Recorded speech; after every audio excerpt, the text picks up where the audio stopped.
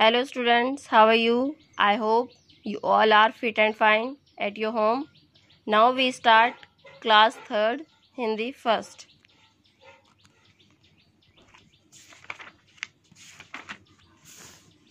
Chapter 7 कर चुके हैं हम।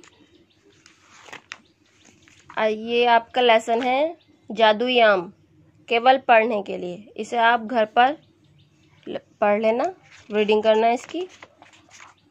आज आपका लेसन है लेसन 8 प्यारा अप्पू। अप्पू की स्टोरी है ये। बच्चों, तुमने देखा होगा कि हाथी विशाल शरीर वाला होता है, परंतु फिर भी एक कमजोर रस्सी के सहारे खूंटे से बंधा रहता है। देखा है आपने कि हाथी कितना बड़ा होता है, मगर फिर भी वो क्या होता है, जो कमजोर रस्सी होती है उससे बंधा रहता है। क्यों बंधा रहता है, इसके बारे में ये आपकी। उसके लिए किसी पिंजरे की आवश्यकता नहीं पड़ती, पिंजरे में तो नहीं रहता है वो। यदि वे एक धक्का दे तो आराम से आज़ाद हो सकता है। वे जब चाहे अपना बंधन तोड़ सकता है, मतलब जिस बंधन में वो बंधा रहता है वो तोड़ सकता है, लेकिन वह किसी कारण अपना बंधन नहीं तोड़ता। अब वो कारण क्या था, इसका क्या कारण है, आइए जाने के इसका क्या कारण था कि उस हाथी ने अपना जो रस्सी थी, बंधन था, वो नहीं तोड़ा। क्यों नहीं तोड़ा, तो ये पढ़ेंगे हम। एक था जंगल, उसमें एक हाथी और हथनी रहते थे। एक बार हथनी ने एक बच्चे को जन्म दिया। उन्होंने उसका नाम प्यार से अप्पू रखा। तो किसका नाम रखा, अपने बच्चे का नाम, हाथी के बच्चे का नाम क्या रखा, अप्पू। अप्पू बहुत शरारती था, जैसे आप भी शरारती हैं सब बच्चे। कुछ दिन बाद वे अकेला चलने फिरने लगा। अब तो वे दिन भर इधर उधर घूमता और मौज मस्ती करता। एक दिन हथनी ने उसे प्यार से समझाया, मतलब उसकी माँ ने समझाया, देखो अप्पू, अभी तुम बहुत छोटे हो, जंगल में शिकारी घूमते रहते हैं, इसलिए अकेले जंगल में मत जाया करो। जैसे हमारे पेरेंट्स भी हमें समझाते हैं ना कि बाहर मत जाया करो, दंगा मत करा करो, ऐसे ये भी समझा रहे हैं। वो जंगल में रहते थे ना, इसलिए कह रही कि जंगल में अकेले मत जाया करो। किंतु अप्पू पर इसका कोई प्रभाव नहीं पड़ा। अब वो तो शरारती था, माँ की बात सुनकर अनसुना कर दी।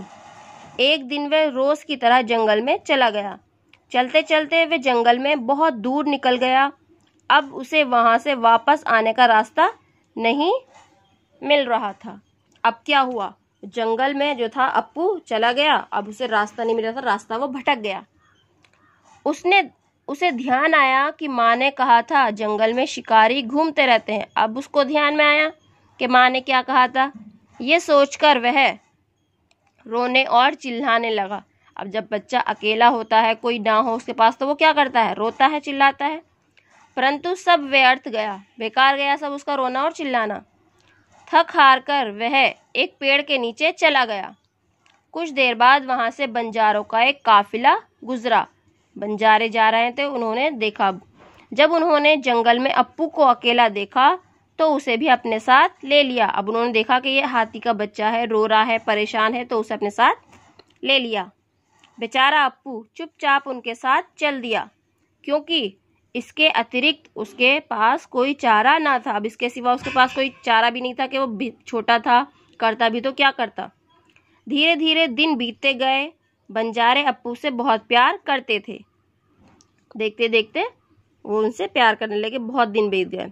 वे उसे अच्छी तरह से खाना खिलाते और उसकी देखभाल करते। बंजारों के बच्चे अप्पू के साथ खूब खेलते थे। अब अप्पू भी उनके साथ घुल मिल गया था।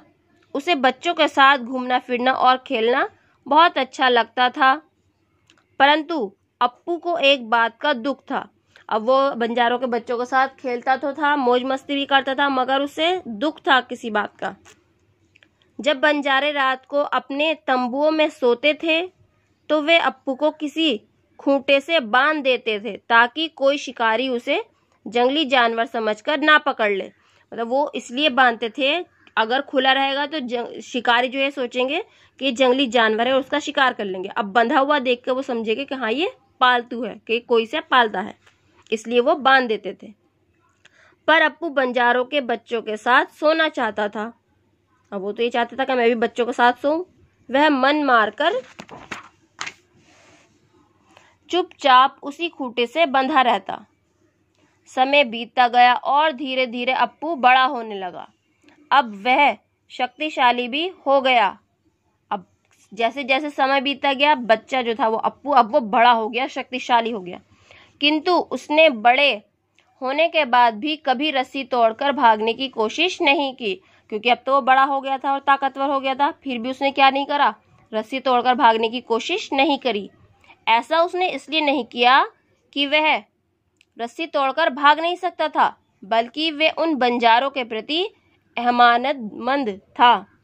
बचपन में जब वह अपनी माँ से बिछड़ गया था, तब बंजारों ने उसे न केवल सहारा दिया बल्कि सुरक्षा भी दी। क्योंकि वो बचपन में बिछड़ गया था अपने माँ बाप से, तो इसीलिए वो ये नहीं चाहता था कि मैं अब इनसे बिछड़ूं, इसलिए वो अपना खूंटा भी नहीं तोड़ता था। शिक्षा, हमें सदैव बड़ों का कहना मानना चाहिए। जो हमसे हमारे बड़े कहते हैं, हमें उनकी आज्ञा का पालन करना चाहिए, नहीं तो बाद में हमें ही पछताना पड़ता है। इसलिए सदैव बड़ों का कहना मानो। Thank you. स्टोरी थी आपकी आज ये।